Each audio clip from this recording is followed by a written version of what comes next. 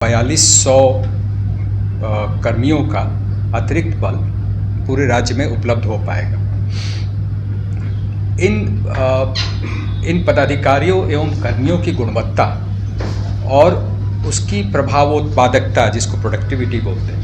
में वृद्धि के लिए एक पॉलिसी लाई गई है। यातायात बल का एज प्रोफाइल यंग हो, इसके लिए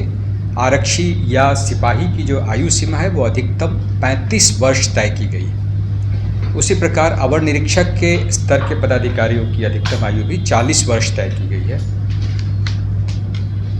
प्रोन्नति से आने वाले जो अन्य पदाधिकारी हैं, जैसे हवलदार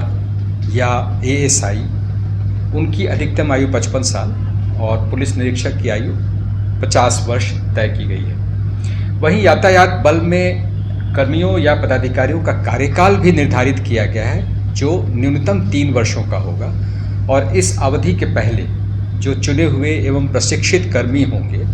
उनका अन्यत्र पदस्थापन पुलिस अधीक्षकों द्वारा नहीं किया जाएगा। उसी प्रकार एक जिले में पदस्थापना के दौरान वे अधिकतम 3 वर्षों के लिए यातायात ड्यूटी हेतु संलग्न किए जाएंगे और उस दौरान भी उनके दायित्व या कर्तव्य स्थल में फेरबदल किया जा सकेगा, ताकि किसी प्रकार की गलत हित साधना न हो सके। एक बात मैं सबसे महत्वपूर्ण है जो बताना चाहता हूँ कि यातायात के बल ये जो स्वीकृत हैं और उसमें इंडक्शन की जो पॉलिसी बनाई गई है, उसमें कम से कम 1/3 महिला का स्ट्रेंथ होना आवश्यक कर दिया गया है, जो कि राज्य सरकार की आरक्षण नीति के अनुरूप भी है। यातायात हेतु चुने गए उक्त बल को एक पखवाड़े की अवधि के प्रशिक्षण की व्यवस्था ITTR, जिसको institute of driver training and research कहते हैं, औरंगाबाद में परिवहन विभाग की सहायता से की गई है और अब तक इन 12 जिलों के करीब 500 कर्मी और पदाधिकारियों को प्रशिक्षित किया जा चुका है। जो अन्य कर्मी और पदाधिकारी हैं उनको भी इस वर्ष के अंत तक प्रशिक्षित किए जाने की योजना पर काम किया जा रहा है। उसी प्रकार इन 12 जिलों में 15 नौजवान पुलिस उपाधीक्षकों की भी पदस्थापना की गई है और इन्हें बिहार पुलिस अकादमी राजगीर में प्रशिक्षण के उपरांत हैदराबाद में भी परिचयात्मक दौरे के लिए भेजा गया था, ताकि वहाँ की ट्रैफिक व्यवस्था वो समझ सकें और जो वहाँ की बेस्ट प्रैक्टिसेस हैं उसको यहाँ लागू करने में मदद कर सकें। ये जो स्वीकृत बल हैं उनका करीब 70% नियमित DAP से भरा जाना है, जिस बाबत डायरेक्शन सभी पुलिस अधीक्षकों को दे दिया गया है और जो बाकी 30% की रिक्ति है वो उनको भी हम लोग नौजवान गृह रक्षकों से भरे जाने की कवायद चलाएंगे।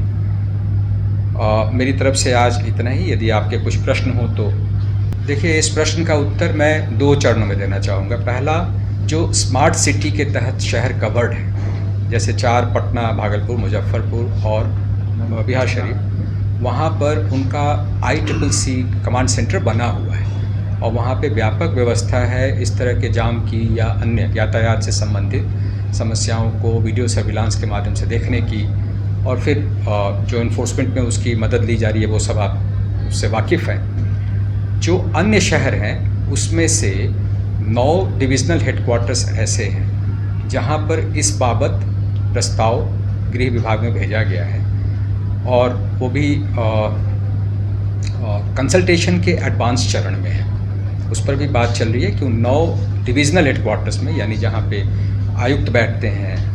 रेंज के DIG या IG बैठते हैं, उन शहरों में भी जो ट्रैफिक व्यवस्था है उसके लिए एक कमांड कंट्रोल सेंटर बनाया जाए, उस पर भी काम चल रहा है। जहाँ तक 112 के इस्तेमाल की बात है तो इसमें आमतौर पे अभी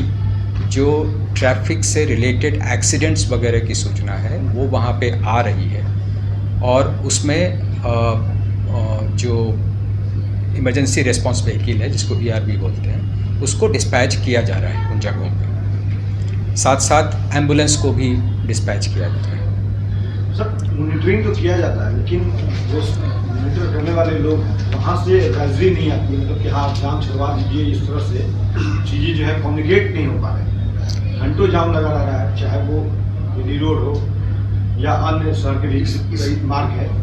नज़र तो जरूर रखी जाती है कंट्रोल रूम से, लेकिन उनको वहाँ पे ये नहीं आता कि हाँ आप इसको क्लियरेंस कराइए, जल्दी कराइए। आप इस बात से सहमत होंगे कि जाम की जो समस्या है